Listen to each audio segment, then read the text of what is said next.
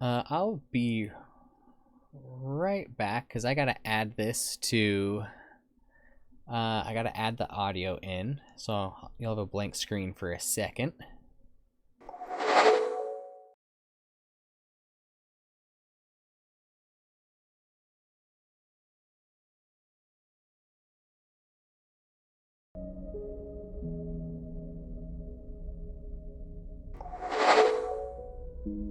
There we go.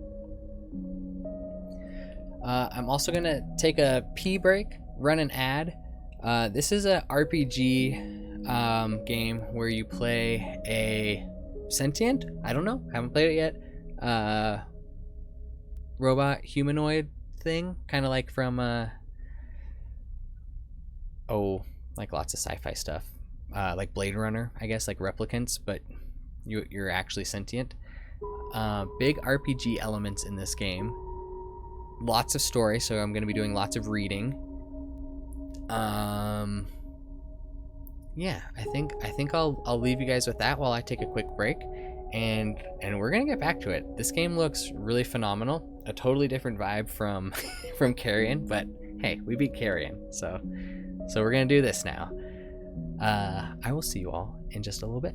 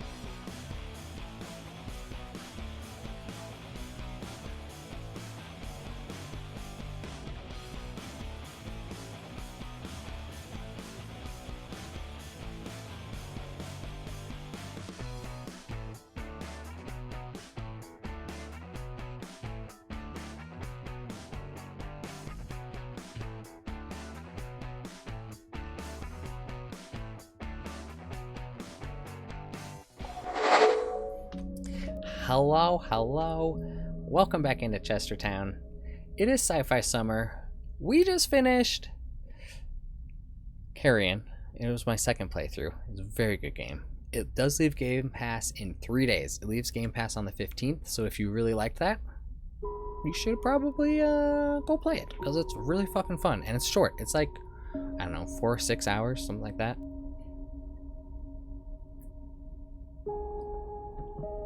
Right now, however, we're going to start Citizen Sleeper, which is very different vibe. We're going into story mode, so buckle up. Let's have a good time.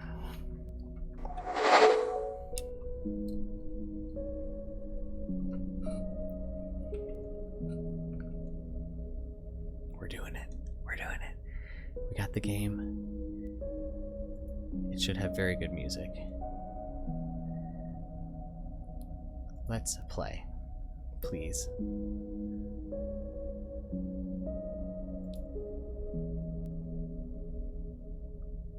You may access my info Xbox anytime you want. Anytime you want, you can access my info Xbox. There will never be another Xbox. It's so good. Choose character class. Operator.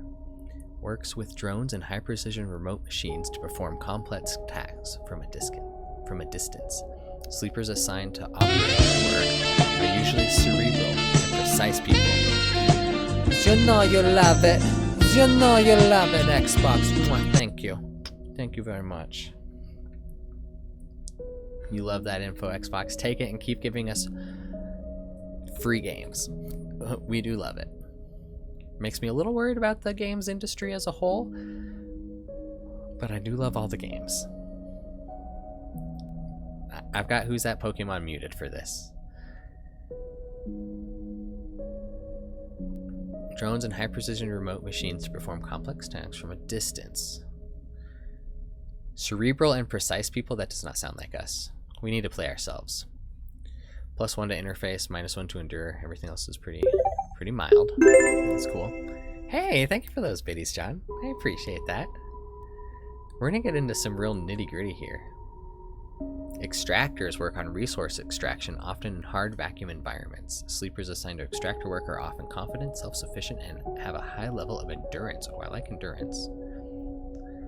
Energy recovery at home. Oh, that's probably good. Approach problems with awareness. That sounds like us. I have a -1 to my intuition as well. Machinist. A machinist repairs and modifies automated systems used in industrial resource extraction. Sleepers assigned to machinist work are usually diligent, careful, and structured people. Work with machines and physical tools. Engage, approach a problem head on. Well, that's probably good because I'm very unlikely to approach a problem head on. We're going to upgrade this. Apparently this RPG system uses the Powered by the Apocalypse system, which I've played one time and I've really liked. Clayroy Bigsby was our game master for that. It was very fun. We have energy recovery at home. Wait, that was this one. Energy recovery at home, that's right.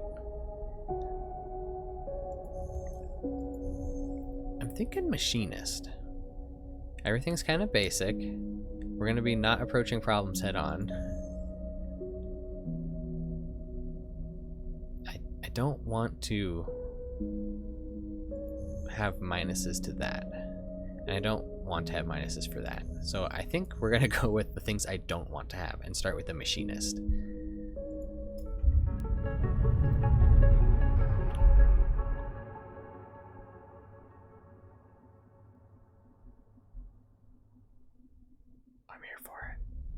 I'm already here for it. The first thing you become aware of waking is the disconnect. The delay between thinking and feeling, between wanting to act and acting. Minor, almost imperceptible, but always present. It's at its worst when waking, when yourself has spent many dark hours recalling what it felt like to be real, to be a person. to be in a body that was indisputably yours. Forget that body. This is a new life.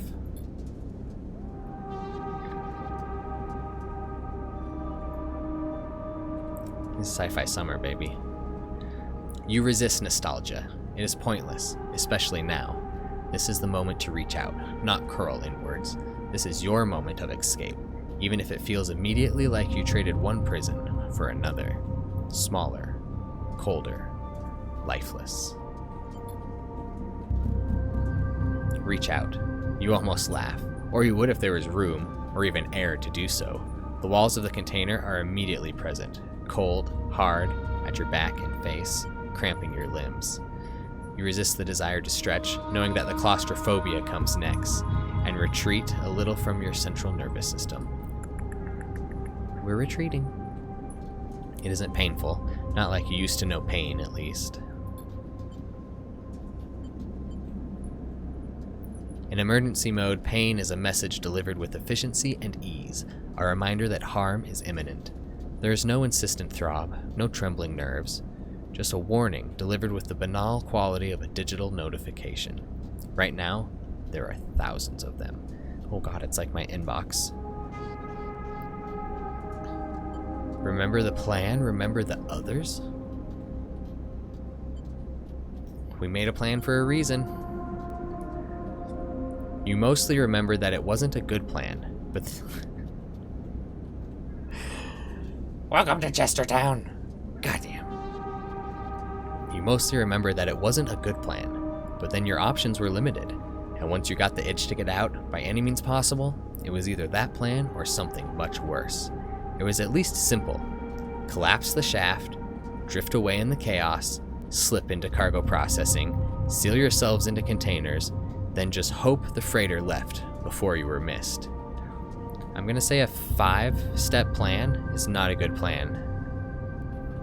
That's alright, it's like blank underneath here. Is blank.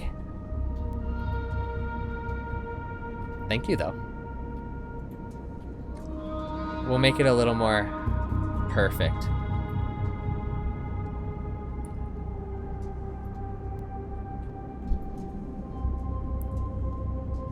Lasered. A 5-step plan, not a simple plan. Collapse the shaft, drift away in chaos, slip into cargo processing, seal yourselves into containers, just hope the freighter left before you were missed. Solid plan. Some were lost in the shaft. Others never found the meeting point. Only a few made it to the containers. But the freighter, as far as you know, left. Okay, we've already done part of the plan. That feels like enough. Enough to know that you might no longer be on that grim and heartless rock. Even if in the airless hold of a freighter, you might freeze solid long before you reached any destination.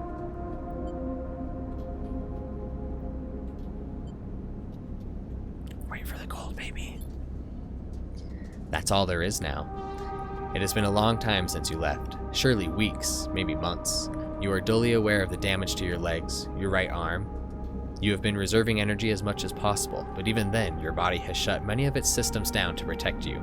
You have spent much of that time asleep, knowing that anything else would be impossible to endure. You feel the weight of that impossibility begin to gather. It is time to sleep again, to nudge this false body into inducing delta waves in your emulated mind, and once again, recoil into a dream of when you were once a person. I appreciate the heads up, Clunky, though. Time passes. The cold creeps further in.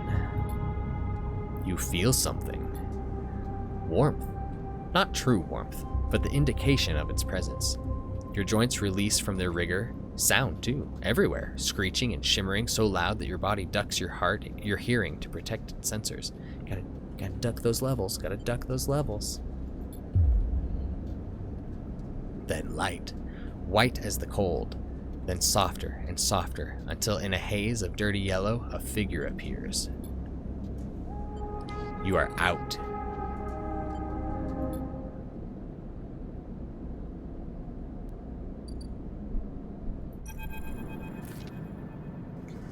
It has been a few hours since Dragos pulled you from the container. You sit huddled in a corner of his scrapyard, swaddled in the reflective folds of a mylar blanket. You are slowly coming back to consciousness. back to life, and you stare at the ornately curving element of an improvised heater. It is a little spooky. It's got good vibes so far. I'm really liking the vibes. This must be Dragos. You are surrounded by angular, incoherent lumps of ships, some corroded beyond recognition, others still carrying glassy wounds along their edges where a plasma arc sliced them apart. As you trace their shapes with fogged eyes, you hear a voice.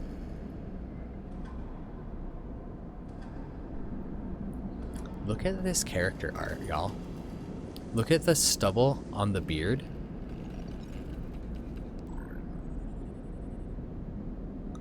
Look at the casual way he's holding the water bottle.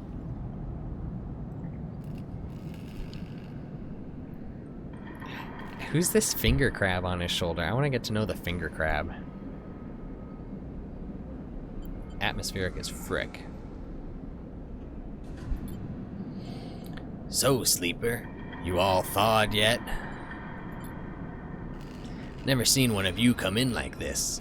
New frames must have better perseverance in sub-zero vac. Seen more than a few of you frozen solid to a hull plate, or inside outer locks in my time. They weren't so lucky. Dragos comes into focus, shrouded in makeshift tech, his headset with its glinting eyes the mark of a drone operator.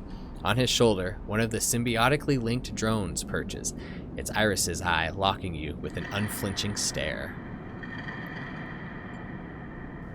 Nice catch, y'all. Nice catch. Let's go. Let's go. Fuck you, Pokemon game. We can catch Pokemon in Chestertown. Let's go. Last living sleeper that came through this yard was a while ago. They didn't last long. You struggle to read his expression beneath the tech, but he seems lost in memory for a moment. Or perhaps he is just figuring out what to do with you. I plan to survive. You aren't sure if he hears you. I won't ask what led you to do it, to sell yourself to a corporation. And I suppose you know you can't go back. Your old body, that's theirs now. And you're just software. A rogue emulation illegally possessing corporate property. A rogue emulation illegally possessing corporate property. That's the kind of cyberpunk I want to be. You nod along. You remember biometrically signing the forms, the cold floor on your feet as you padded to the sleeper cells, the promise of a life off-world. But as you do, you get the now familiar sensation that these aren't your memories. These are things you know, but not things you feel. You are no longer that person. You are an offshoot, a copy. What you won't know is what's ahead. At least the last one didn't. There's no way to put it. That body of yours is falling apart. It's the same for any sleeper who makes it out. Essenarp wants to protect their property, but if they can't keep hold of you, well, then no one can. You remember that too, or at least rumors of it from the other sleepers. Planned obsolescence. A built-in dependence on the regularly administered supplements that were part of your routine. Stop taking them, and your body begins to shut down, separate from your emulated mind. How long has it been? How long do you have? But for now, Sleeper, you are one of the lucky ones. Dragos glances up and away toward the glassy dome of the yard. The eye is the best place you could be right now. The station. You'll see soon enough. Dragos impatiently shifts his weight. Look, I've got things to be getting on with, he trails off. There's an old Frank container I've been using as storage out in the stacks. We haven't been pulling in much valuable scrap these days, so you are welcome to it. Something wells up inside of you. Emotion, fatigue. You shakily get to your feet. And nod. Alright, you head up there. You look like you need some rest. And with that, Drago stalks back into the Rex, his drones already converging on a rusting hulk, plasma flashes silhouetting his spindly figure as he returns to work. Erland's Eye, let's go! Life on the Eye runs in cycles, during which you can talk to characters, explore areas of the station, and perform actions. At the end of each cycle, you need to head to your current home to rest. Resting will move time forward on the station. Head to the empty container location to rest and end the cycle now. Is that this one? Is this the empty one? Oh my god, we're on a halo, y'all. We on a halo, y'all. We got a character sheet. Upgrade points. Random scrap. Okay, these are different abilities. Engineer, interface, endure, intuit, and cage. Okay. 2-point upgrades. Ooh, 3-point upgrades are unlockable, perhaps. Dice action allows energy recovery at home.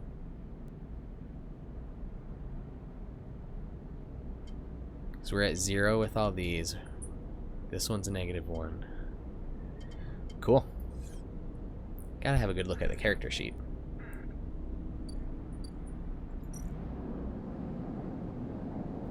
Let's end this cycle. Wow, this is getting metaphysical. All cycles need to end.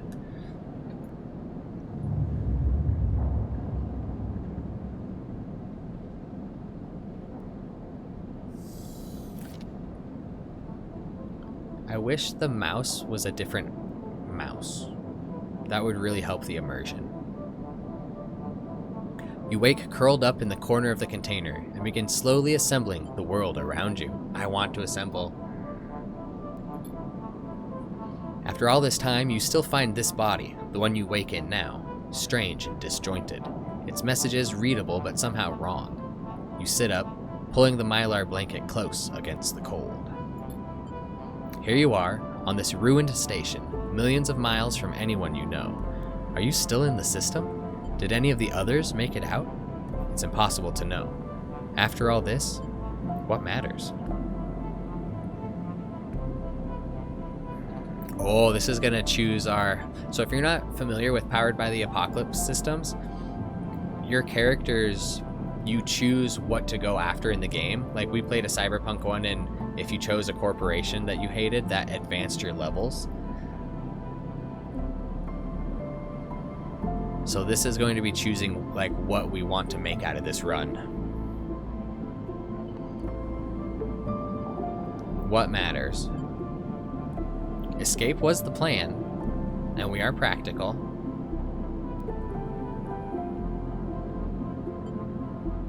Getting answers is probably going to give us a lot of story stuff. Have any of you played this, by the way? It just came out very recently, and it's been like in my brain ever since I saw the trailer for it.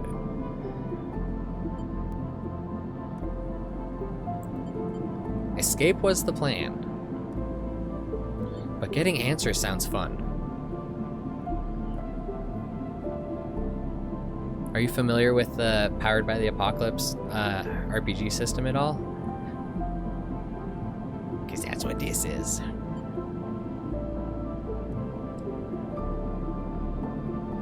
Did the others make it out? I want answers. I want my first playthrough to be...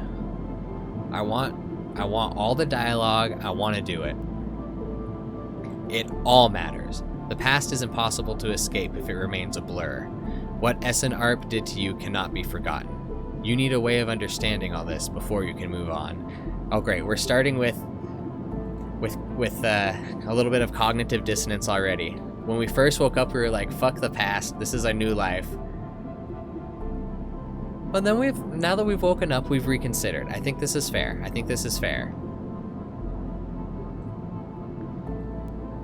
Congrats on the Pokemon, let's go. We love catching Pokemon. Where are you? What is this place? What happened to the others? The questions outnumber the answers. You want to change that, but you'll have to learn to survive first. I want to learn to survive and meow. Dragos has left a few comforts in the container. The mylar blanket, the bedroll you slept on, a canister of water, a makeshift electric stove, and some faded sachets of some desiccated powder. You thumb the power stud of the stove and begin to boil the water. The contents of the sachet...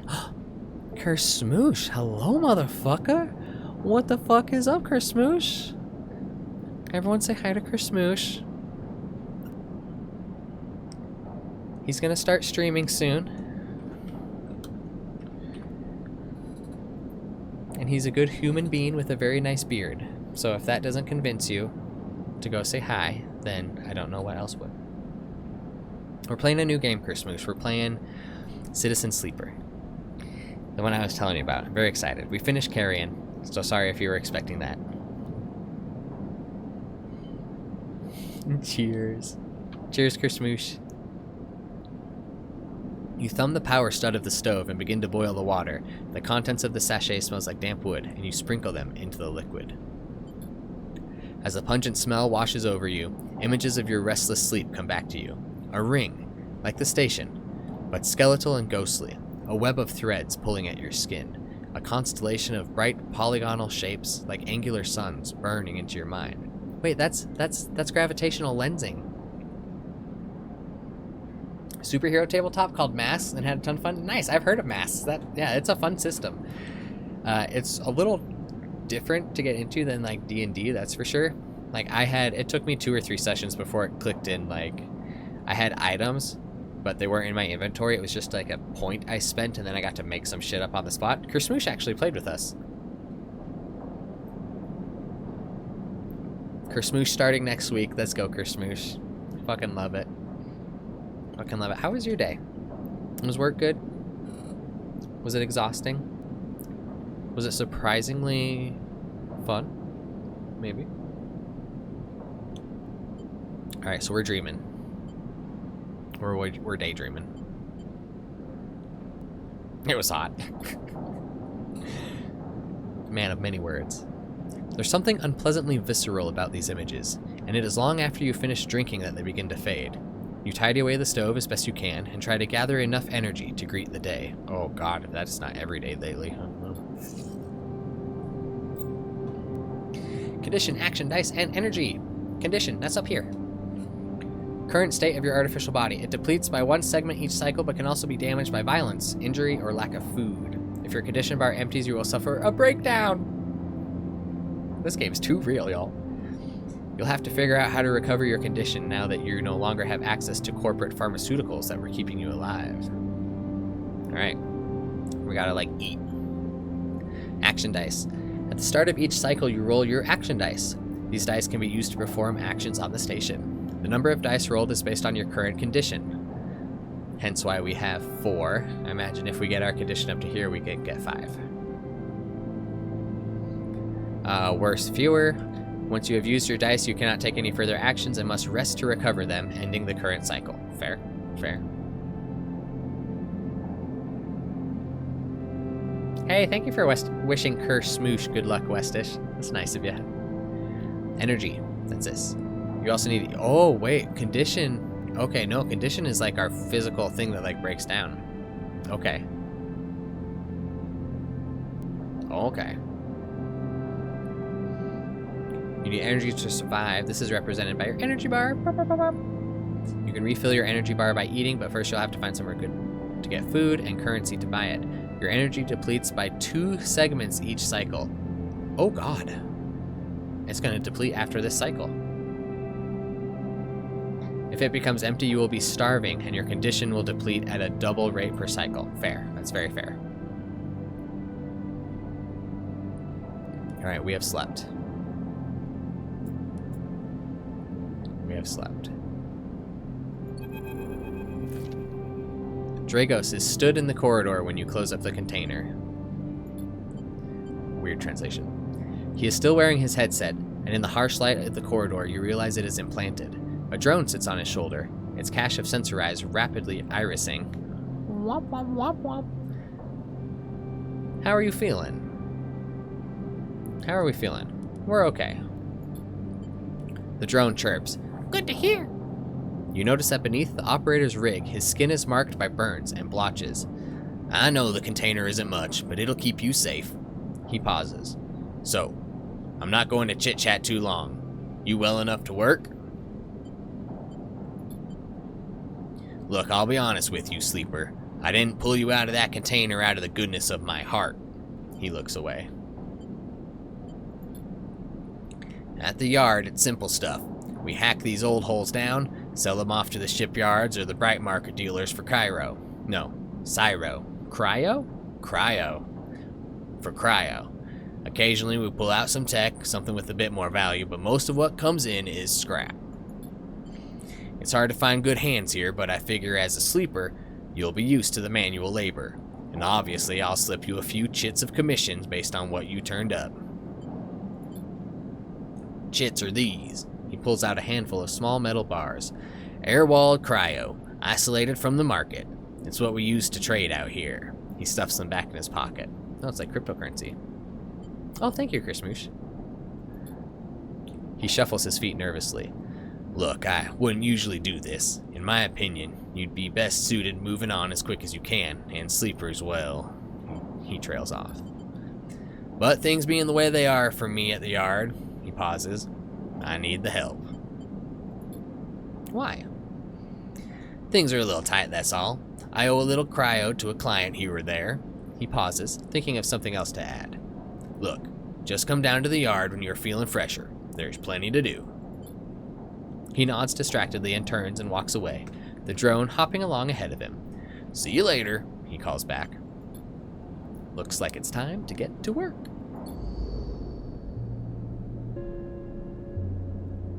Alright, so this is our space station. This is passage to the low end, which is probably locked. After some spacers cause some trouble in the low end, Yatagan have imposed a toll for entry. No one gets in here without paying. Well, that's fair.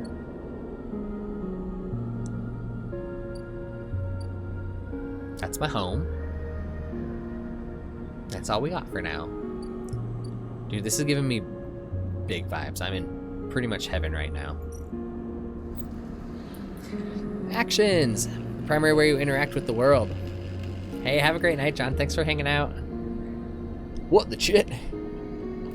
We'll have to get the kids together here soon so they can run around in the sunshine while it lasts.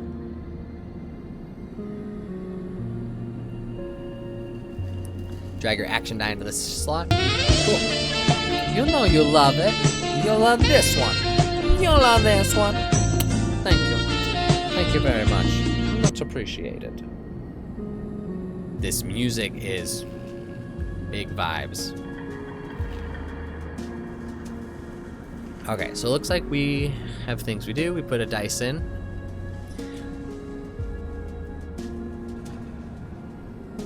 Cool. I will get a hold of you, and we'll do it. They can wrestle. Reward you with clock progress, energy, condition, or atoms. Okay. There are 3 types of outcomes. Ooh, and thank you for the lurk. Positive, neutral, negative, blah, blah, blah. Alright, so if we roll a 6, 100% positive, our 5-sided dice gives us 50 positive, 50 neutral. 3s and 4s are 25 bad, 25 negative, 50 neutral, so they're not actually that bad. 1s and 2s are 50 neutral, 50 negative. That makes perfect sense. Actions display information about their type, risk level, and skill and modifiers that apply to their action. Oh good, I don't have to remember my modifiers. I'm here for it. Either critical or repeatable. Critical actions can only be performed once. Okay, gotta use our 5s and 6s for those. Either safe, risky, or dangerous. Safe is no loss of anything. Risky is negative, means cryo or energy, which is fine. Danger means it could be a condition loss. Okay, so that would take away our top bar of our yellow shit. Skill.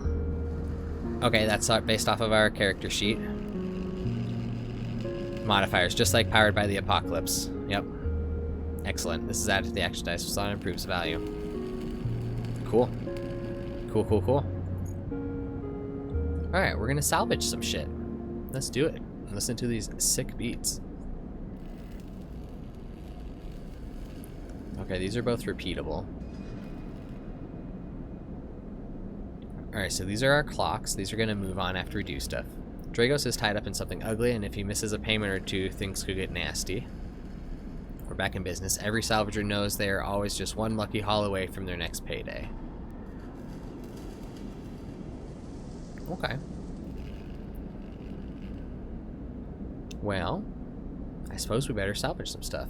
Hull dissection. Even the rustiest hull can hide valuable components and materials. Extracting this means cutting carefully and skillfully. Sure. That's engineer, which... we have a +1 too? Is that what that means?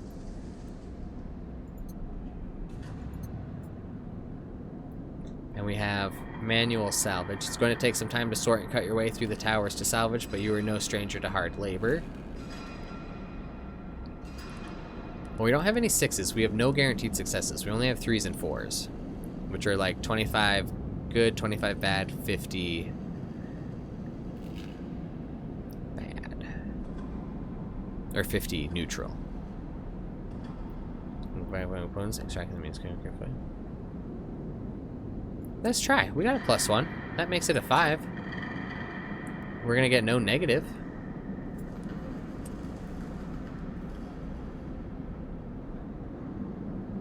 Can we save that dice? Oh, I see. One at a time. One at a time. Alright, let's do this first. Alright, does it show us our rolls? Positive outcome. Let's go. Let's go. Actions often progress clocks. Clocks can be displayed below, then you track your actions, how they affect the world. Filling a clock means something good or bad is about to happen. We love clocks. Tick-tock, tick-tock. Stranger Things. Some clocks, such as the one tracking Drago's debt, are cycle clocks. These clocks tick themselves once every cycle and can complete without player input. Okay, that's this guy. That's this guy here. Any active cycle clocks will be displayed on the icon for that location. Okay, so this little thing will be displayed. Dig it.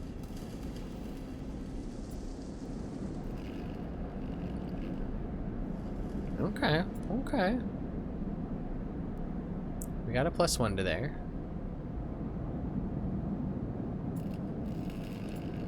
Can we come back to here? Probably. Drives and navigation. Citizen Sleeper, you will unlock drives as you discover more about yourself and the world. Drives guide you in pursuing specific objectives depending on which path you wish to take. You can track drives, and any tracked drives will place a yellow marker on locations that will help you pursue your goal. Nice. Access your drive menu via the arrow button at the top left of the screen. Find a doctor. That's my drive. Fine. Is this Space America?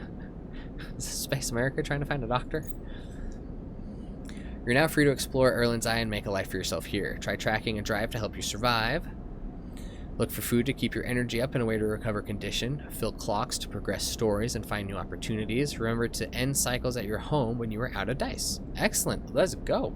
Simple tutorial. And we're out here. Sick. Oh, I can rotate the view. It's so pretty. Cool beans. Alright, my drive. You need access to corporate pharmaceuticals, otherwise this escape attempt will come to rapid end. Alright, find a doctor. Repay Dragos. Dragos pulled you out of salvage and set you up. Perhaps you can repay his kindness in time. Perhaps we can. Perhaps we can.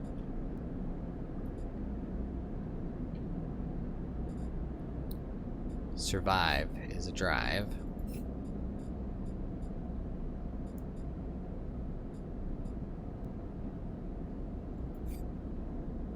Wait, where's the doctor one?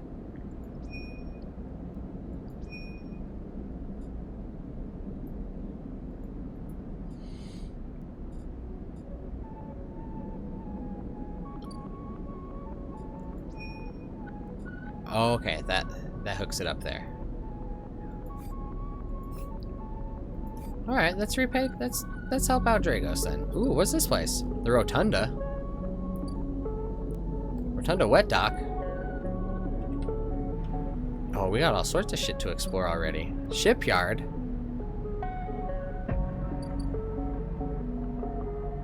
What goes on here?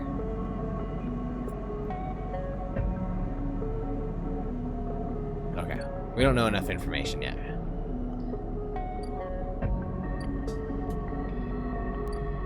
This is the only thing that is going to help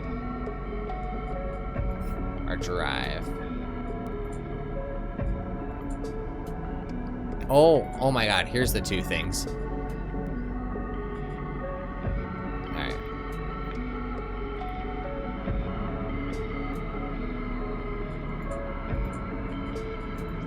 if we do that, that's over here. Let's go find a doctor. Let's get some information, and then we'll figure out how we can repay Dragos. Are you a cozy tomato, Westish? Are you a super cozy tomato? Alright. Ask for direction. Why wander when there are hundreds of people that live? Oh, because we don't talk to people.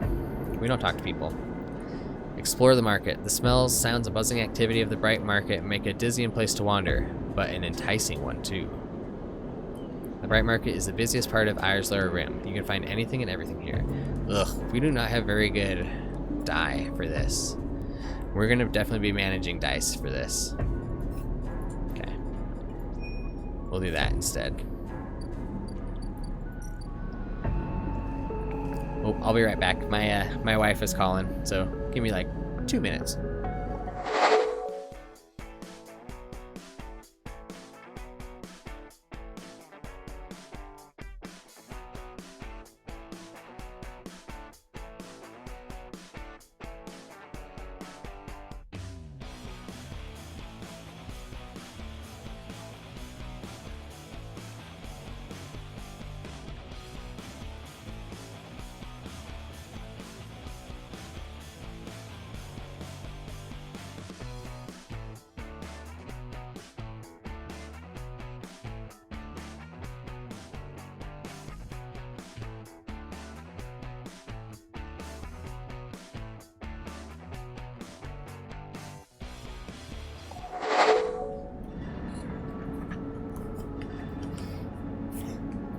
I locked my wife out of the house. I had to go let her in.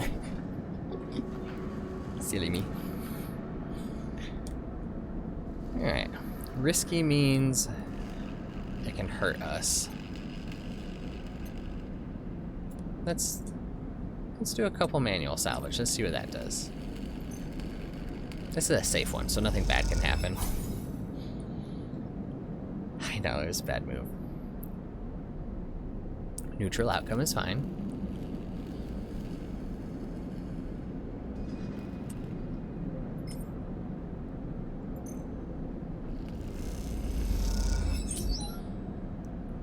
Alright, we're getting money. We're advancing clocks. Let's try one more. It's only neutral. I wonder what the neutral thing is. We'll see what happens. Okay. Still advances stuff. Cool.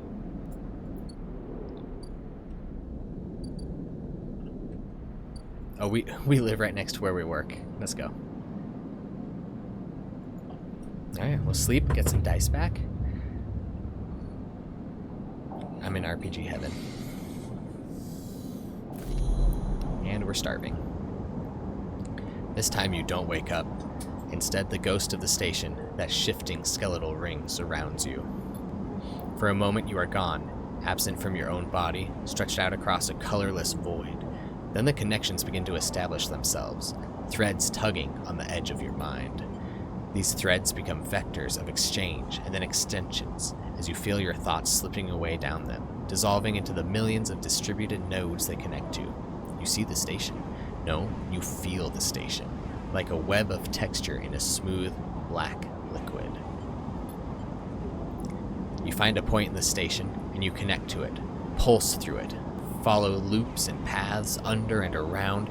You touch more points than you have fingers, and then you try, in a moment of impulsiveness, to connect them. The flow passes through you so rapidly that you feel yourself being carried with it, splitting and separating, eddying and gathering. As you do, things occur to you, things that you can't possibly know. You reach out, try to grasp them, try to touch them too. You notice a tugging feeling, pulling at you, insistently, as if it were a small child. Somehow it is pulling in two directions at once, and you look down. All of a sudden, everything shuts off. You come back trembling into this unfamiliar body, both yours and not yours, all at once. Vacancy, yo, what's up? How's it going, Vacancy? We're trying a new game tonight. You find yourself standing in the container, eyes now open to the dark steel walls. You feel a change within you. A shift. close your eyes for a second, and you feel it waiting there, the station splayed out across your mind. A storm of connective nodes waiting to be explored, and then it's gone. How are you, Vacancy? This game is called Citizen Sleeper, and we just started it like not very long ago. Half hour, maybe. It is an RPG based on the Powered by the Apocalypse system. But we are starving now, and we need food.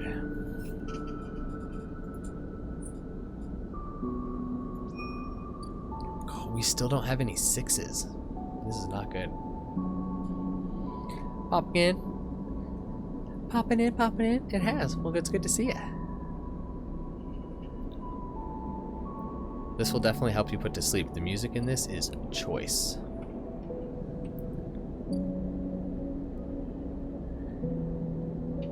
Market will help us survive. Otherwise, if we start starving, we will lose more of this. We do not want to lose more of that. Alright, we try to get better dice. We got no better dice. The smells, sounds, and buzzing activity of the bright market make it a dizzying place to wander, but an enticing one. Local knowledge gained. You find anything and everything here.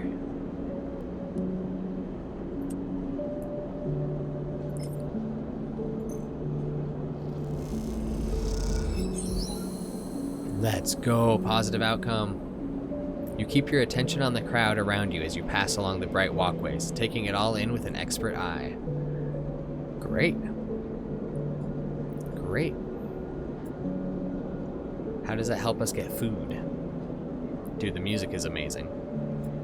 The music is amazing.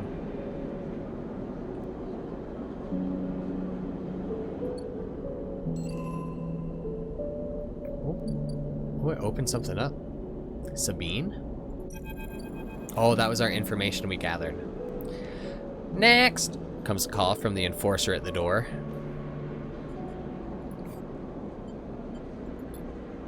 You shuffle down the flickering hallway towards the open apartment door. You keep your head down and your shoulders high in the queue, trying not to bring attention to yourself. You were thankful for the tip-off that a doctor was operating out of this place, but now you are here and you aren't so sure. The gang enforcer on the door, the flickering light strips, the decaying hab block, they all have made the long queue a test of your nerve. But your options are few, and without a supply of stabilizer, this body, your body, will die. Ooh, I don't know what Kalimba is. But if it's like this, it's probably awesome, because this is fucking awesome so far. What have you been up to, Vacancy? Been playing any fun games? Been having a fun summer?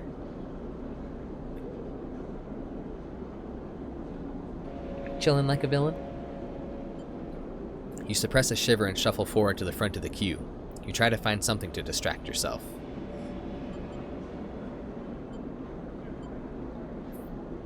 Our answers are outside of us, not inside of us. The enforcer is looking down the corridor and you dare to glance at him. His purpose is unmistakable. He is there to intimidate, to threaten, and if necessary, carry through those threats.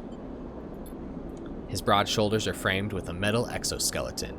A couple of mirror-like implants sit below his eyes like mercury teardrops, subsidiary sense input, or aesthetic markers, you aren't sure. You also aren't familiar with the geometric, blade-like tattoo on his arm, but you make a note of it. You avert your eyes when he looks back at the queue. Alright, geometric blade-like tattoo.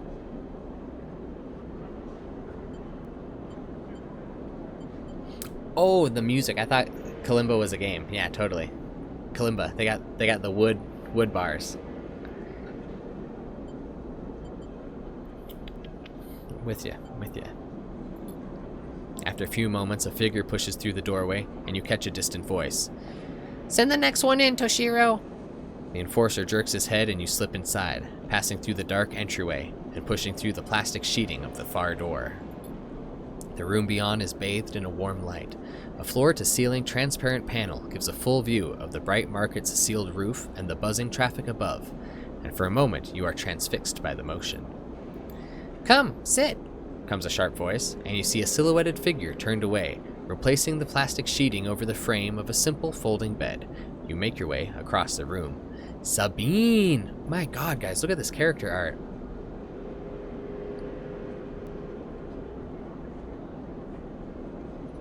Beat Outer Worlds, let's go. Ooh, and you're liking Cyberpunk? Nice. Clayroy Bixby's been playing a lot of Cyberpunk too. I don't know if he's played it since launch because of all the bugs, but he was enjoying it despite them, so that says something.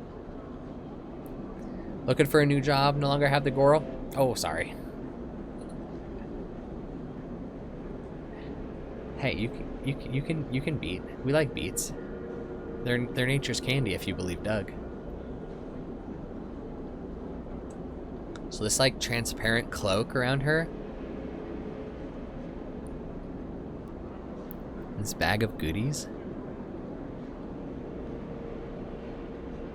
I dig her hair and her like undercut. The figure turns, and as they do, you see an expression of confusion flash across their features. They open their mouth as if to speak, they blink, and then quickly regain their composure. Please sit! They gesture on the bed, and turn to an open case of tools on the table. You sit. Sabine turns, a compact diagnostic scanner of some kind in their hand. They hold it to their eye. Remain still, please. Their tone is clipped and businesslike. You stare ahead, still dazed from their expression when you entered. Fear? Recognition? Sadness? Unmistakably etched across their face. How long have you been on the station? They ask, the scanner still to their eye. A few cycles. They nod. It's good you came here, me. They set the diagnostic scanner on the table. I'm going to start by assuming you don't know anything. That's a great assumption. They take your arm and roll up your sleeve, inspecting your synthetic skin. Your body is dying, they say it, without ceremony, without drama, but not without empathy. SNARP doesn't like to see its proprietary technology let loose. To prevent bodies like yours, frames, as they call them, from being stolen, repurposed, or in your case, escaping, they built in a process of so-called planned obsolescence. Frames decay rapidly when not regularly injected with stabilizer, one which SNARP remains the sole producer of. They look up. Sound familiar? Good night, Vacancy. Good to see ya. Blasting the beats, and they're out. Vacancy says, fuck beats, I'm out of here.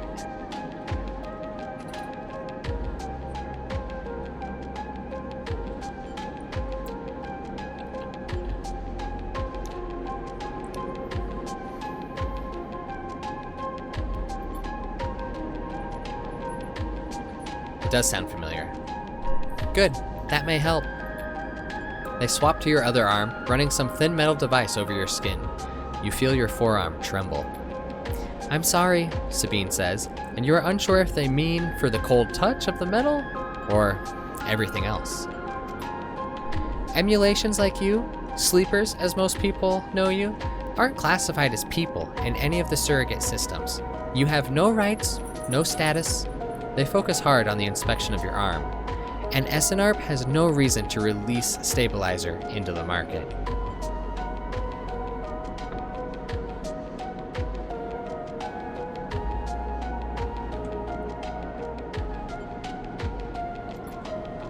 Sabine looks up as if to apologize again, but they stop themselves. I know little of this is of use to you. They turn away, disassembling the metal instrument and cleaning it.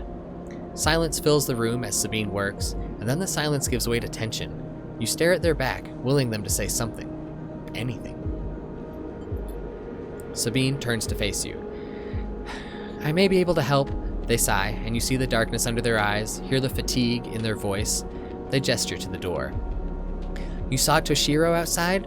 You nod. He works for my benefactor, Yardigan. They're influential in the low end. Okay, so the Yadigan are the people who have that door blocked off at the very north of this station. They give me the space to work, run the door, and take the profits. At the same time, I have to fix up their enforcers, tend to their implants, sew up their wounds. They look away. But Yadigan has connections. Smugglers from the Starward Belt, mercenaries working for corporations on Ember. If they can source the stabilizer, maybe you'll have a better chance. Sabine sets down their slate, their notes complete. This is dangerous. And it'll be expensive, but I think we can do it. Why help me?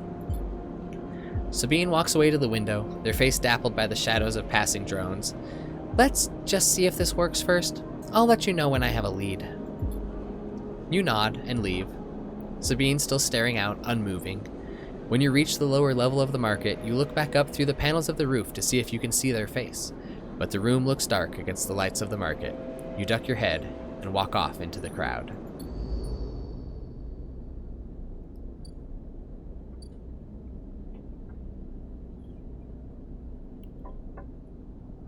Okay. Oh, food. We need food. We starving almost. Whoa, Emphis, an imposing street food vendor. Let's get some street tacos. Let's get some street tacos. I want some street tacos so I don't die of planned obsolescence. Emphis is busy, his broad face uplit by the makeshift gas burner in front of him. With precise, delicate movements, he lays thick chunks of marinated fungus into a dented wok, his other hand idly tossing a metal bowl of sliced vegetables and some red fleck dressing. The smell is incredible. Look at his setup. Oh my god, look at his muscly arms, full of scars. There's some tomatoes up there for Westish. That looks like probably water. We got onions. I wonder what's up with all their pants. All their pants have been like this yellowy kind of thing. Very cool.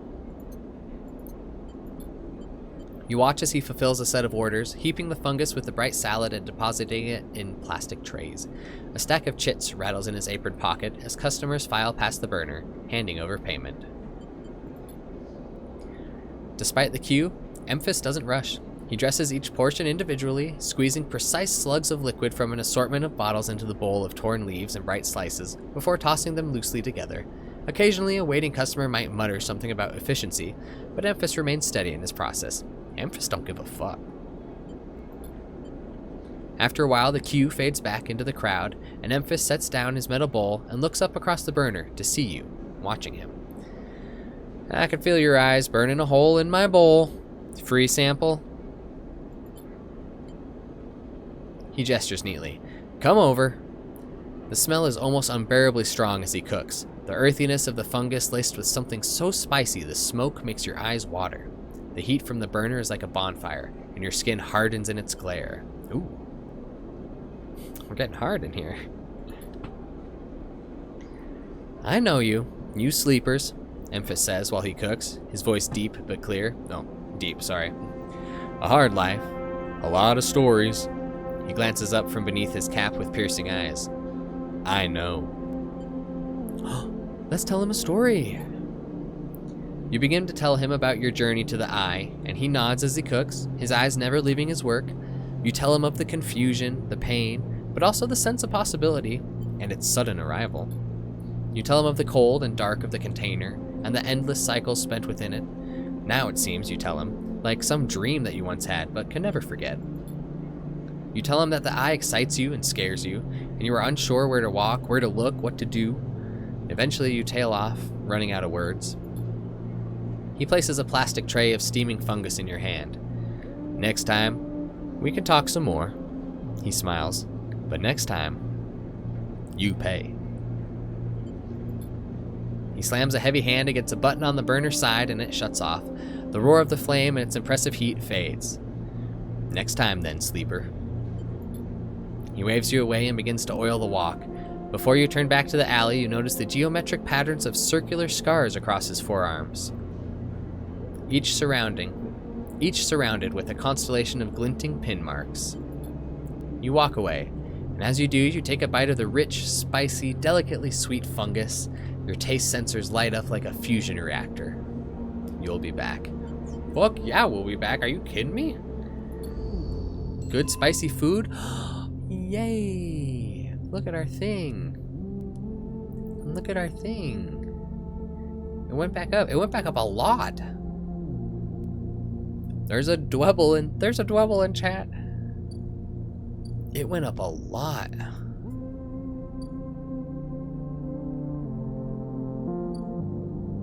Okay. It's gonna go down by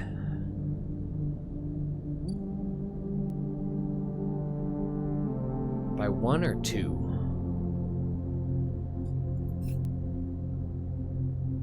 Oh my god, we have so much more goals. Don't look at that. That's a scary bad place. Hardware exchange. Okay, that's where we upgrade. We got one more die for the day.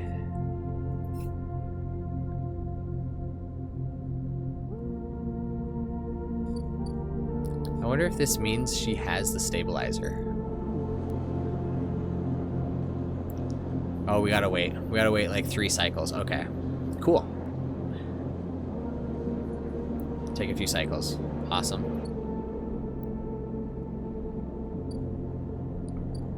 What's this place? The flow of chits and components in the exchange is cleansed, but a sharp eye and some tight trades might get it. Oh my god. It's the stock market.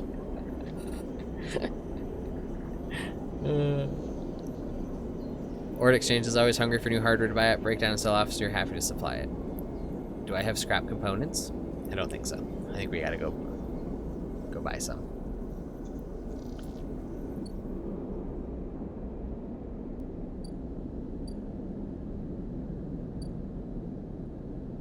What is this place?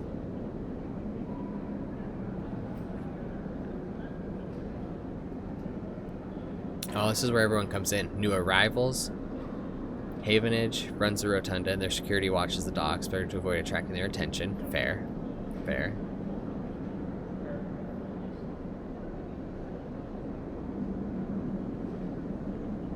Passengers, because oh, we're not doing that with our 2. With our 2.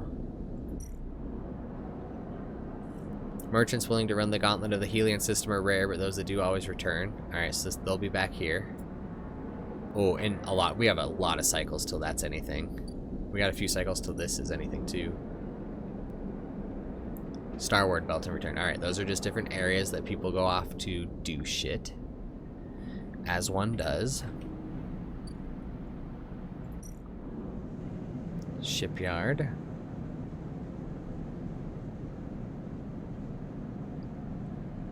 Ooh, assist a shipbuilder. The only way to get to know it is to work there. No tourists here. Fair. Seems like a solid option with our last thing, especially because we have a +1. We do need to help with Dagos's debt.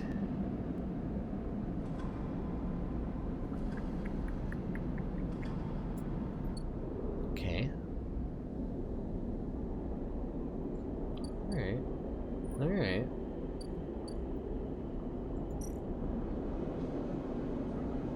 Spice fungi. It's one of the few potent enough to stimulate your limited taste sensors. It's incredible stuff. 15 cryo for it.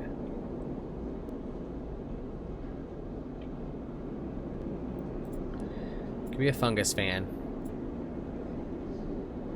Because we do need more of this. We need more of this top bar here. But this don't cost nothing. That should fill up 1 or 2 of these. Boom. Energy, and we're a fungus fan. And it was cheap. Alright. Let's work a little bit. Valuable components, too risky. Too risky. Regular work.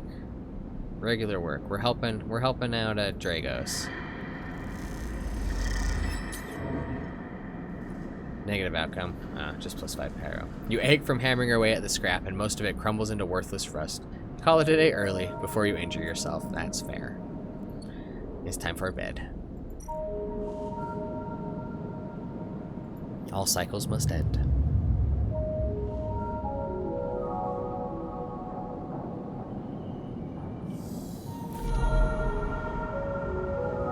Again, the skeletal ring of the station fills your mind. It sparks with glittering lights like stars reflected in a winter lake. It is clearer, crisper than before. The threads still pull, but you remain in place, flickering in the flow. Between the threads, you see bright shapes, caches of shimmering light beneath transparent crystal forms.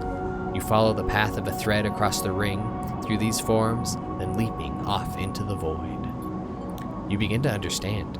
These are nodes and connections, a map of information, of communication. There are so many layers, so many loops that it seems almost impossible to parse, but you begin to try.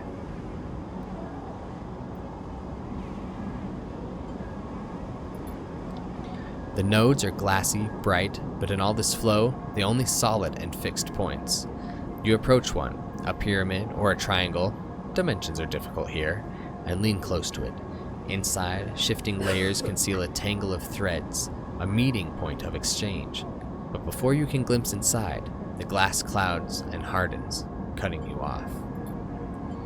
The threads of the nodes, passages and puzzle boxes, one leads to another. There's so much here, so many answers, so many questions. All you need to do is follow the paths and open the boxes. You look out across the ghost landscape of exchange and see an opportunity. But then that insistent tugging again, pulling at you. You look down again and see two lines, two threads pulling in different directions, as if they were tied around you. The first thread leads out, away from the station into the inky black. Someone out there is tracking you, hunting you, following the thread to you. They are in a ship, and the ship is approaching ever closer with each cycle. The second thread leads in, pulling deep into the station. Your gaze follows it, and this time you see something. A sphere shimmering above a strange, angular body. A pulse shoots out from it, passing over you like a torch beam, testing you, tasting you. You open your eyes. Time is short. We need to get more of this. We need to get more of this. Someone out there is tracking you, following your trail. It won't be long before they arrive. Good God. The cloud. Something has changed inside you. You can now access the data cloud of the Eye, a network of decaying protocols and data caches. While there, you can use dice and items to access systems and extract data. But be careful, these networks are old and strange. Click the I button at the top of the screen to toggle this view on and off. It's this button right here. Cool. Network of decaying protocols. Extract data. Oh.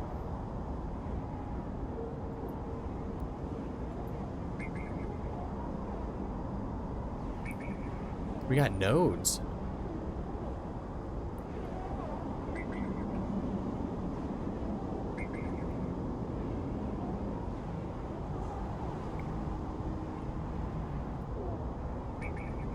What do they mean? This gate conceals a network of systems which have been untouched since the Solheim collapse. Oh, we don't have any ciphers or anything.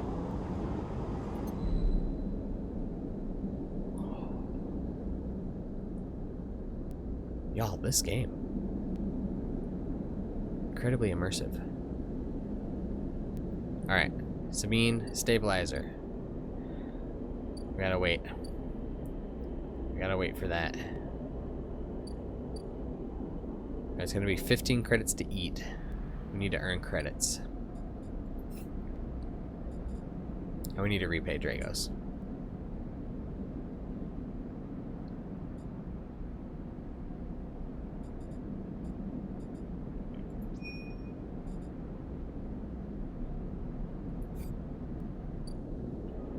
Okay. We got some 4s. Risky, but we got a +1, so that makes it a 5. So that means no negative or low chance of negative. Yeah, no negative. Okay, cool.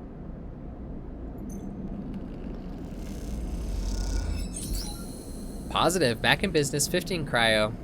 Beneath the pockmarked holes, you find hidden containers, alloy plating, and wire bundles thick as your arm, preserved in their trunking. Let's go.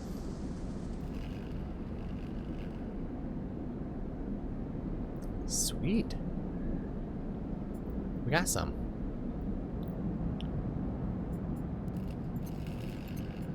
So we have credits and filters, capacitor sensors, useful salvage to the right person. Nice. When you finish your shift, Dragos gestures you into the office at the side of the yard. He wants to talk.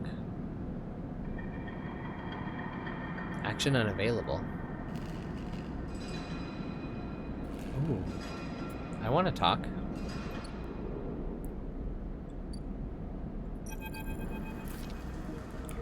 You arrive into a buzz of activity at the yard.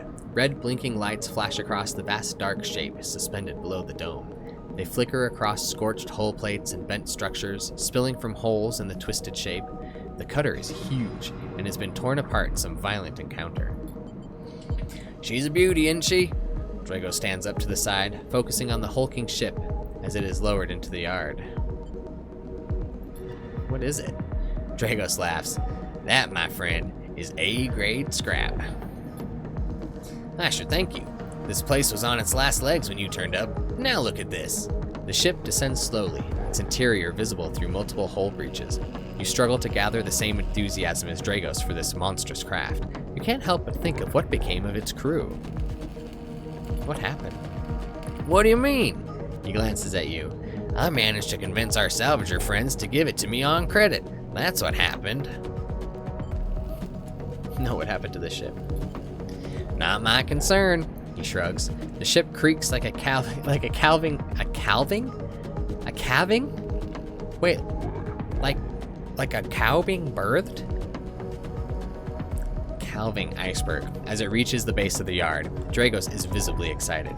I know I said you shouldn't stick around, but I'm gonna need some help with this one.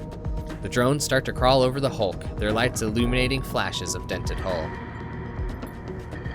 Watching, you wonder if you arrived in a similar fashion, locked inside that container, the wreck of the SNR freighter lowered into the yard like a corpse ready to be butchered.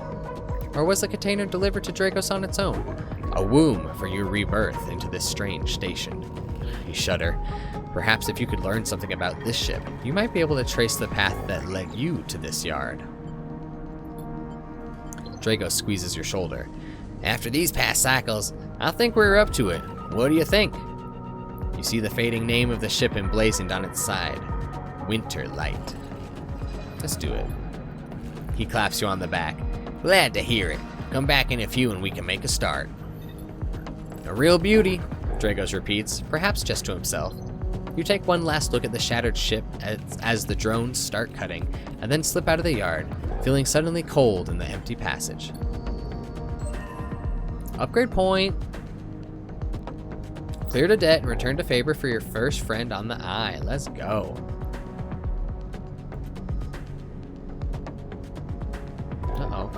We got a little glitch. You've completed your first drive. Each drive complete unlocks an upgrade point to spend on upgrading your character. Cool, so every time you complete a thing, that's right, powered by the apocalypse, gotta remember that. Access your character menu via the arrow button on the top right of the screen, blah, blah.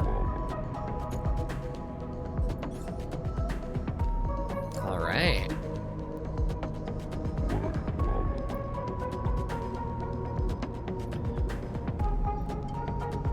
Alright, we need to be able to get our condition back up.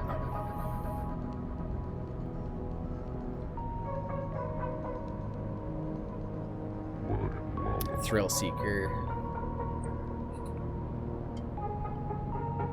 Efficient Extractor, chance to gain random scrap on engineering actions. Chance to gain cryo on interface actions. Energy recovery at home.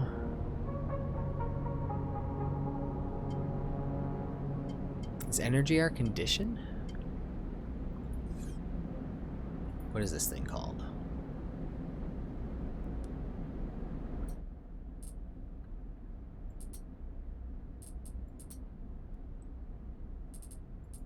We'll never know. I told us once at the beginning, now we'll never know. This is our condition. I think this is energy, because that's our food. Dice actions display potential positive and negative outcomes. Oh, that's cool. That's cool. Alright, random scrap. Cryo. I like not doing that. That sounds fun to not do that.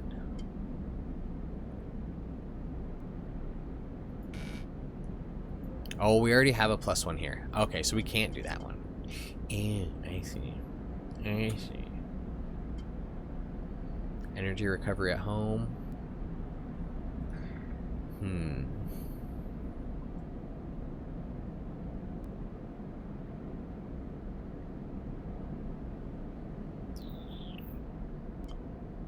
We're probably going to be working with digital interfaces a lot, I imagine.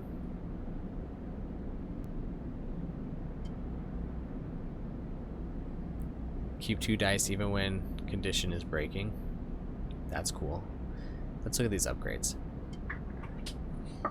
Agent nodes give double data rewards. Reroll all of your dice once per cycle. Yes, please. Obsessive Haggler. All crier actions are discounted. Let's do this one so we can get this one at some point.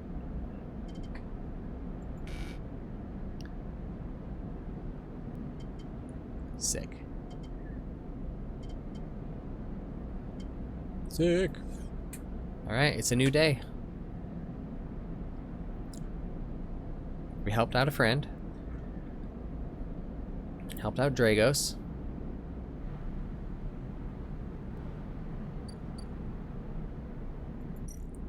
Let's go to the shipyard.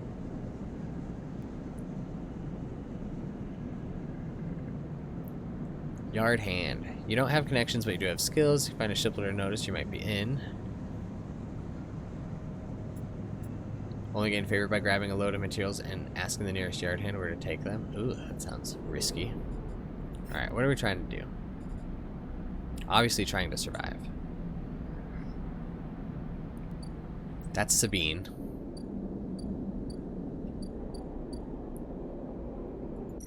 She's not ready yet. The Winterlight is the ship. Emphas was the cook, right? What is a ship mine? You've heard talk of a fabricator owned by the Ore Exchange. With that and a few fragments, you could build a ship mine core. Emphas loves 2 things: stores and food. Let's go get to know Emphas. Because otherwise survive. Yeah, that's here, and that's nothing.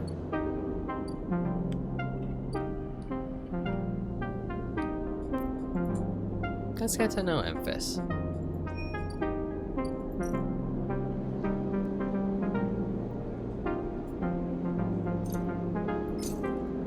We're gonna order some spiced fungus. It's one of the few things potent enough to stimulate your limited taste sensors. It's incredible stuff. Energy. Fungus fan. Let's go. Your mouth stings as your sensorium sends warning signals over and over. This is the good stuff. Dope.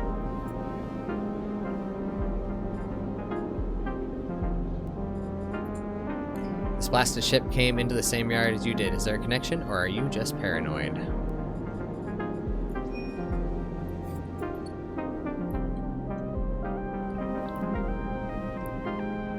Well, we should probably see.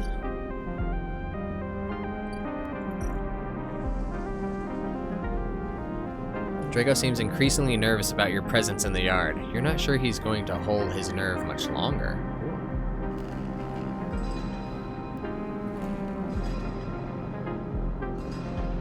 Cutter salvage, dangerous. Shipbreaking is tougher than slicing up loose salvage, but Dragos is happy to pay you a fixed wage if you are up to it.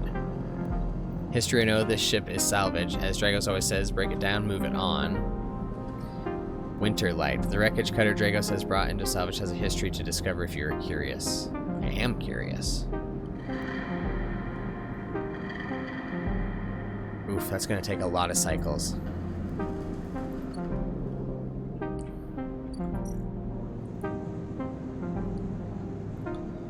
Okay. We got to do this.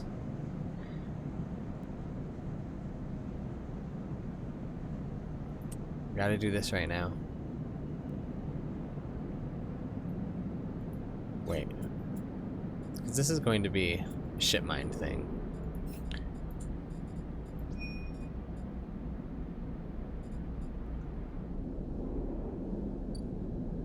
Oh, that's there.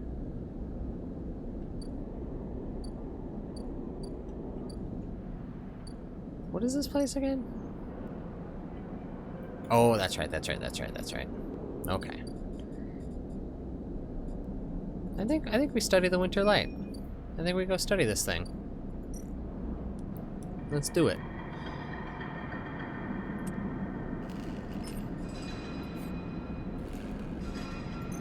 Come on. Positive outcome. You discover a hidden compartment with spare components and backup data storage. This has to contain something of use. The wrecked cutter Dragos has brought into salvage. Okay, that's our thing. We're gonna figure that story out.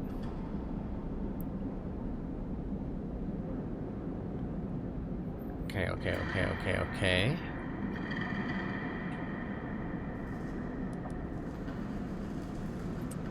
Let's do another one of those. Negative. Uh-oh, +1 yard clearance. Oh no, that means that we're breaking it down without alerting anything. It's impossible to understand anything with this ship being salvaged as you look. Dragos gives you a disapproving look. Fair. That's fair. Let's rest, have a weird dream.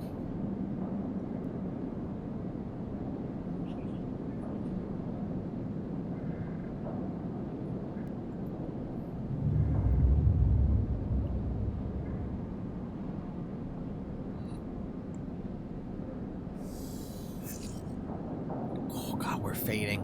We're fading. Oh, we didn't have a dream that time. Oh, here it goes. As you close up, a voice echoes down the corridor towards you. Sleeper, wait up! Fang is coming down the corridor towards you, a wonky grin on his broad face. Hey, glad I caught you. Do I know you? He grins. You do now. He puts a hand on your arm. I've seen you hanging around, just want to chat. You staying in that thing? He nods back to the container, shaking his head. Rough. It could be hard to get a start on the eye. He looks down the passage. What was it old Erlen said? The eye opens for us all? Nice idea, but well, not always very practical. He glances back at you. We do our best, but it isn't easy. We? You pass together into the main walkway. Havenage! We are all one dysfunctional family. Fang puts an arm around you. I'm not part of the security branch, though. Don't worry, I'm with the systems. Everything the eye runs on. He runs a hand along the passage wall. This place is a ruin, but systems keeps it spinning somehow. At least, we try to. He stops you in the quiet passage. Look, that's not what I'm here to discuss. I saw you around and well, I know a little about you sleepers. I have a little proposition for you. He glances around, but this is not the place for it. I have an office just across the way. Give me a cycle or two to prepare, then when you're settled, stop by. He lowers his voice and gives you a dark look. In truth, I need you. If what they say is true about you sleepers, well, there's work to be done. Oh my god, the story is storying. He pats you on the back and his voice bright and his dark look suddenly gone. Stay clean, sleeper! He walks off down the passage, raising a hand in farewell. Look at his little cart. He's a little system, he's a little IT guy. He's a little IT. Look at it. He got muscles under there too. Interesting. Okay. Interesting.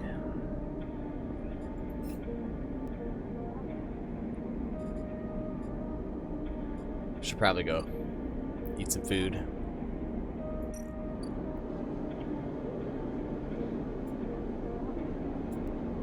Oh, we're gonna run out of money. But I do want to get to know. Maybe we'll get cheaper food if we get to know him.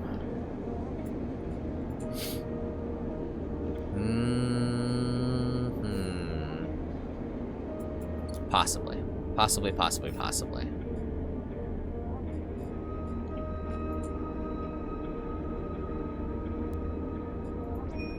That's still Sabine. That's coming soon enough. We need to work, though.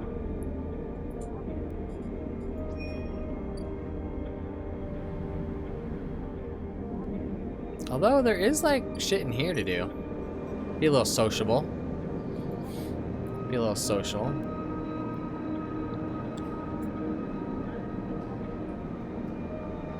New arrivals, or security system watches the docks, better avoid attracting their attention. We will lose energy if we get a bad one here.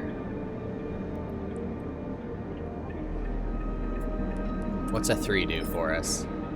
25% bad?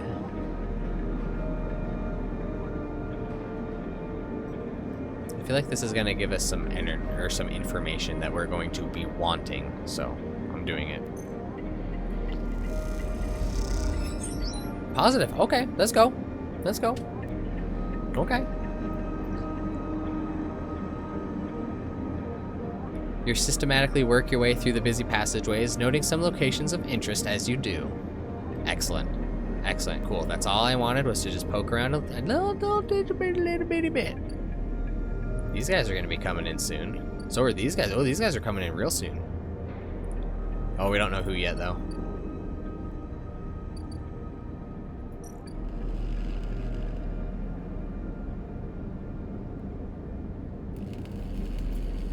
This is safe.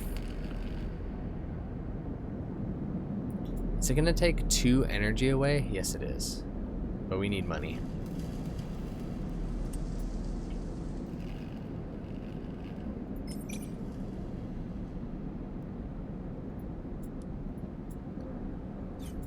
What's the bad thing that happens?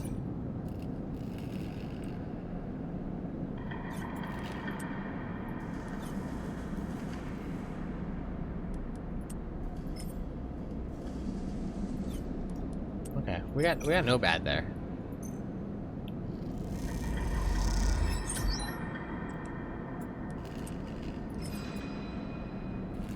You work your way into the ship, systematically separating and cutting. Piece by piece, the ship starts to come apart. That gave us money though, right? Good. We have to weigh getting money versus getting information. Oh no, negative. That's only gonna be bad. That's only gonna be bad. It's impossible to understand anything. Ah, poop. Yeah, poop. Probably have a weird dream. Complete active scenes to proceed. Active scenes? What do you mean? Stranded. Oh, if only I could take back.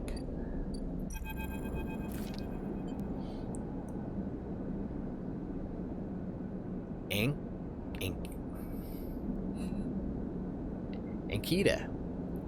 Hey you, wanna earn a chit? Yes, I do. Ankita stands beside a huge pile of tied together hull plates. She stretches out her back, her shoulders bulging beneath her flight suit. Step on me, mommy. Make it 2. Annika laughs. This goddamn station. She sighs and pinches the bridge of her nose. Alright, come here then. Oh. You cross the docking concourse as she begins to split the plating into 2 bundles. You were just listening just for that, weren't you? Weren't you? You cross the docking concourse as she begins to split the plating into 2 bundles. What is it with this place? She asks as she angrily lashes the massive plates together. Everyone wants their cut. She straightens up to an imposing height. Her armor plates creaking and looks you up and down. Or is it just that you all think I'm an easy mark? We all need to survive. Ankita softens. I get it, I do. She shakes her head. But if I could just go 1 cycle without some jumped up grifter trying to take me for an idiot, then that would be nice. Oh, I think we're gonna be friends. Look at her suit. She got a knife up here. Everyone wears like funky pants. Is that like the best protection from like galactic radiation? Her fucking helmet is sick. Ankita hoists 1 bundle of plating onto her shoulder. Come on then, enough chat. You gotta earn those chits. You struggle to shoulder the plates, but you do eventually. Ankita gives you a look. Ship's this way, and she sets off down a gantry at impressive speed. As you catch up to her, she turns down a passage, pushing through a small crowd of stevedores? I gotta look this word up.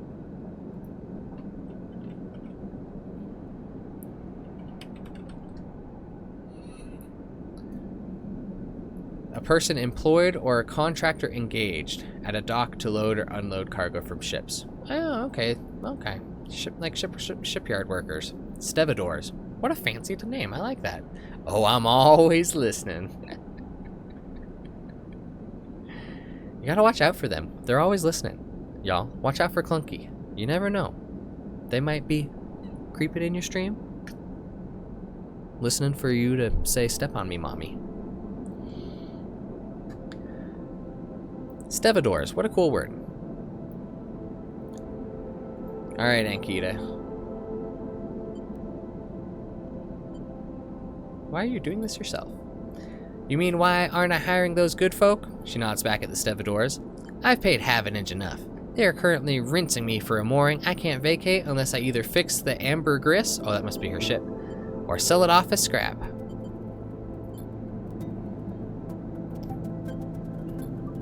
She rapidly turns another corner as you trail behind.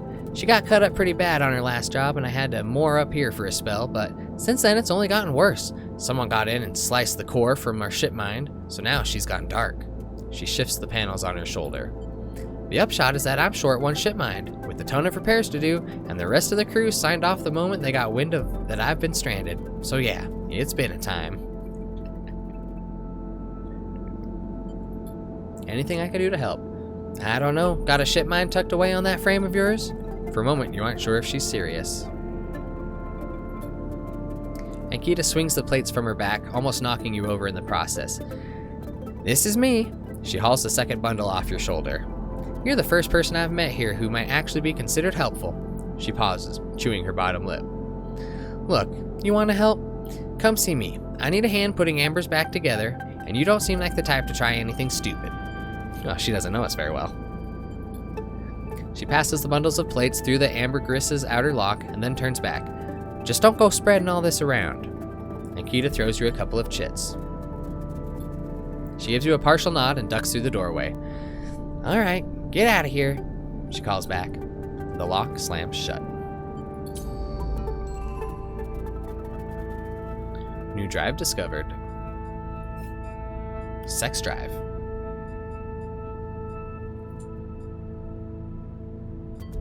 This is where the ship mind comes in.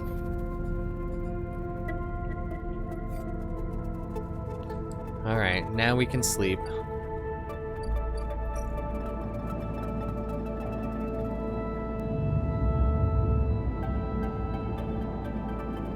Ooh, we're going late tonight.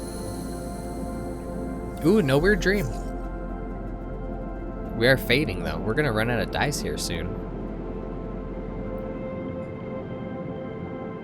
That's what we're waiting for.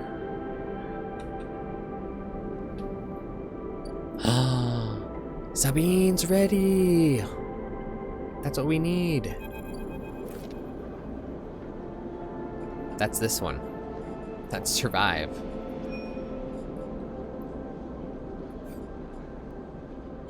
The first thing you see on entering is the glint of Toshiro's implants, like a cat's eyes in the dark of the corridor. He nods you in as you arrive at Sabine's door. The entryway is still dark, and you push through the sheeting into the surgery. I have it. Sabine stands with a case open in front of them. A set of vials lined up inside, separated by foam inserts. They pick one up, rotating it in the warm light. I have no idea how yet again. They trail off. We should treat this with caution. It looks authentic, but I have no idea if it really is what it appears to be. I'm the test case?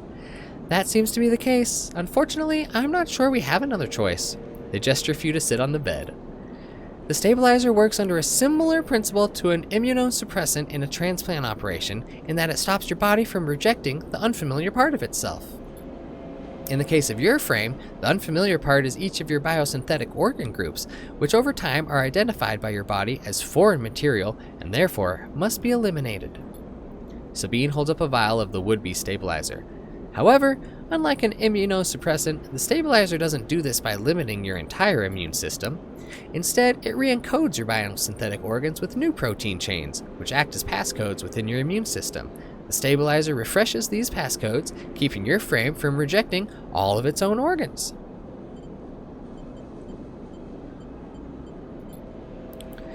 In very basic terms, passcodes, yes, they sigh. Look, What matters here is that the stabilizer should be able to encode any organic or biosynthetic matter to be accepted by your immune system. They glance away. At least if the stabilizer is genuine.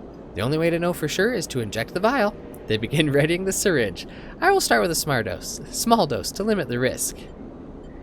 Let's do it. Sabine cracks the glass neck of the stabilizer vial and uses a syringe to extract a fraction of the liquid. They tap the syringe, and you watch as if any sign might emerge from the clear liquid. You barely feel the needle, your frame registering the initial injection, but with little response. Boom. A sensation begins to spread from the site, a fizzing, trembling wave that disperses through your arm with incredible speed. Your vision goes white, and when it returns, Sabine appears encased in shards of sparkling light that slowly fade into darkness as you settle back against the bed. You swim in darkness. Muffled noises, like an argument heard from underwater, prickling waves of cold. When you sit back up, Sabine is sitting in a chair by the window, facing away from you, backlit by the glow of their slate. Awake? Yes. The stabilizer is genuine. They sit down beside the bed. I don't know how Yadigan acquired a case of this stuff, but they did. Sabine looks troubled, distracted. You should rest some more, but you are going to have to do that somewhere else. They gesture to the door. I have other patients. Sorry. Sabine nods toward the case. I'm afraid I can't offer you any more doses. You're going to need to pay for your next dose. Silence fills the room and they return to the glowing slate. Looking around the room, is it a Sheikah slate from Zelda? Is that what they're using? Sheikah slates? Looking around the room, it seems different somehow, as if things have moved or shifted. You wonder how long you've been out. Sabine? Nothing comes free, sleeper. Remember that. You manage to get to your feet and wander out into the hallway. The queue stretches down the flickering corridor. Toshiro stands impatiently by the door and fixes you with a glare as you leave. You lower your eyes as you stumble past, somehow faintly aware of the station spinning beneath you. We got intrigue going on. We got intrigue. One shot and we are full?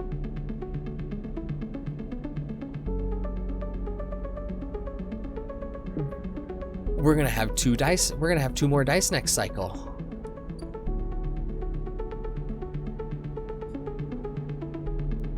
We don't need buy a vial of stabilizer.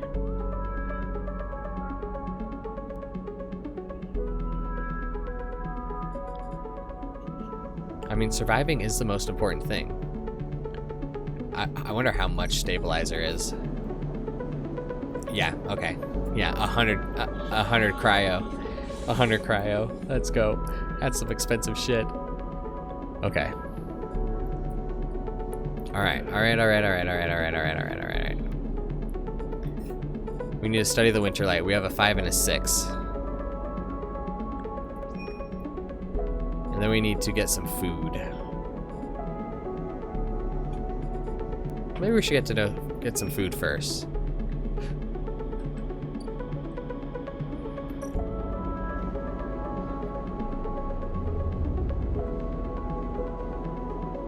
Only costs 15? That's right, we don't have to use dice for that.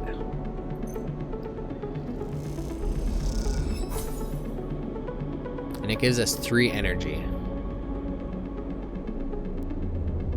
That's good. That's good.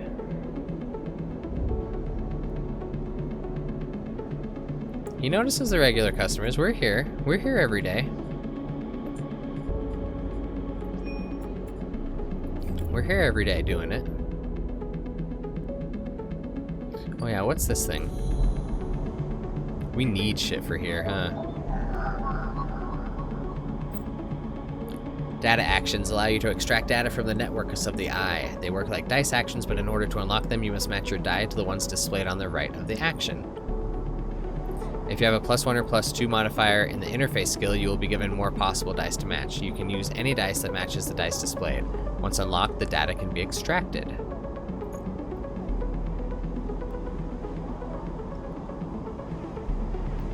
So we need to match that. Okay. That was that one. It's this one.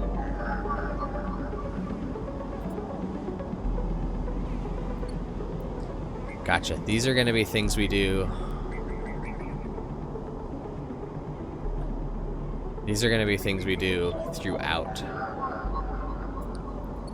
When we have like one die left over. Oh yeah, that one needs something special.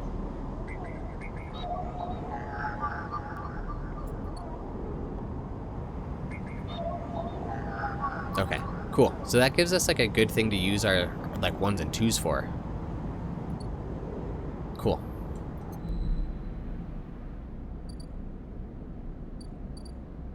Oh, Fang, that's that dude. What up, Fang? Sleeper! Fang catches your attention as you approach the Havenage building, leaning against a bay door to the side of the entrance. You approach. Easier to come in this way. Security, all that. He gives you a look. You know.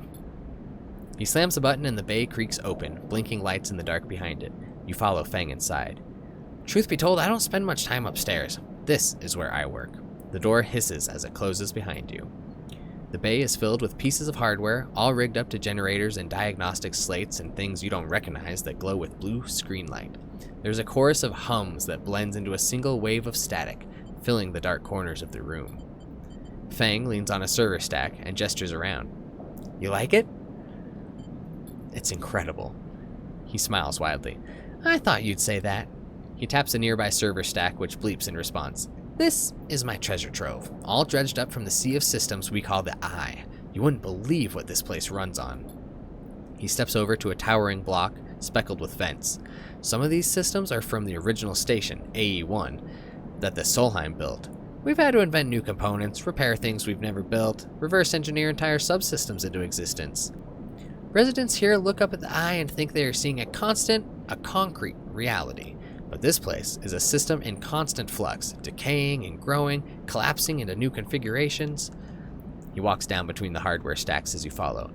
We're keeping this place alive, but also remaking it into something new, dragging it away from those corporate origins.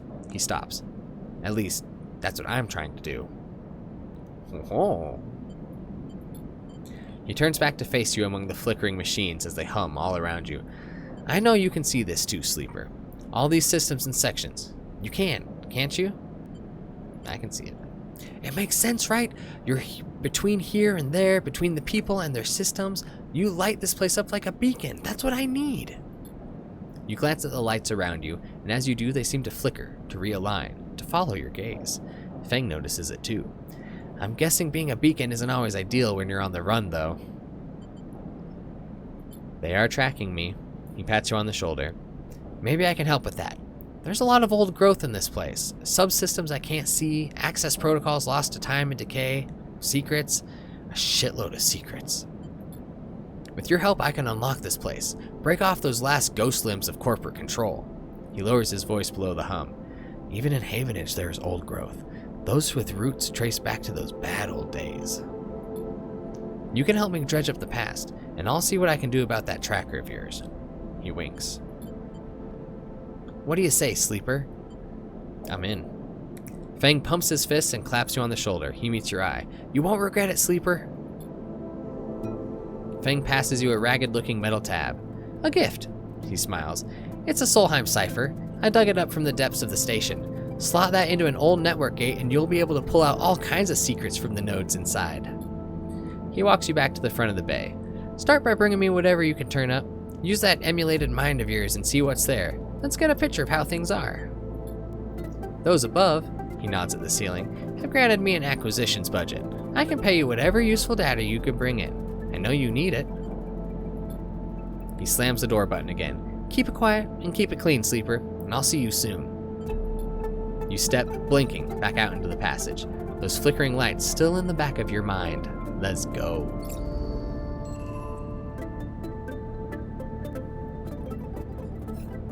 So many missions, but it is 11:30. It is 11:30. Wow, great game. Great game. I'm very into this. I'm hugely into this game right now.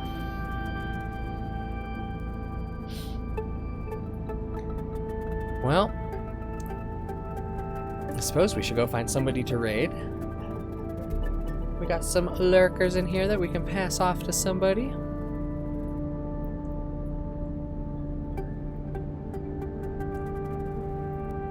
Maybe we'll go find a new friend. Maybe someone who's playing this too. Let's see if anyone else is playing. Just us. Just us right now. That's alright. That's alright. We'll find someone else who's live.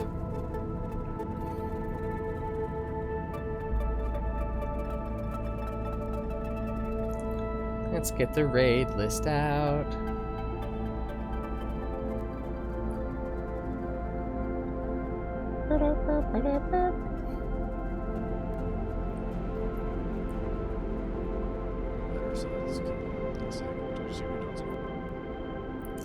Razzy's playing Xenogears. Pass it off to Razzy.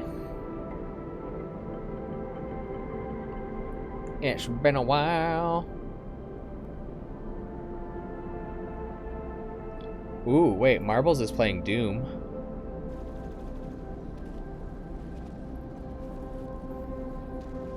Doom might be a little abrupt. Do you guys have a preference? Razzy? Let's go get Razzy. Okay. I see you there. I see you there, Clunky.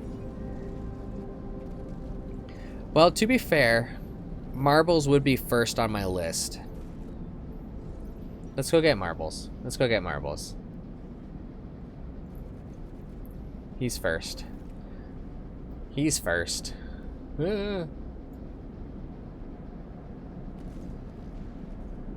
Plus, you gotta love some Doom. Doom is good. Alright, thank y'all for hanging out. As always, I'm Chester. I stream Sunday nights, Tuesday nights, and Friday mornings, and it is Sci-Fi Summer. We're doing it. We're going to be continuing this on Friday morning. So, Friday morning at noon Eastern, at 9 a.m. Pacific, we're going to keep playing with this game. And I think it's pretty short. I think it's 7 or 8 hours, so we might have a long stream and finish it or something, because it sounds really good. But other than that, we're going to be getting Assorted Marbles. I haven't rated him in a long time. So you all have a good one. Thanks for hanging out in Chester time. I appreciate y'all. Thanks for stopping by, everybody. And thank you for the subby wubbies, too. That was nice, Hal. I appreciate that, Hal. Thank you a lot. Later, Clunky. We'll see you around.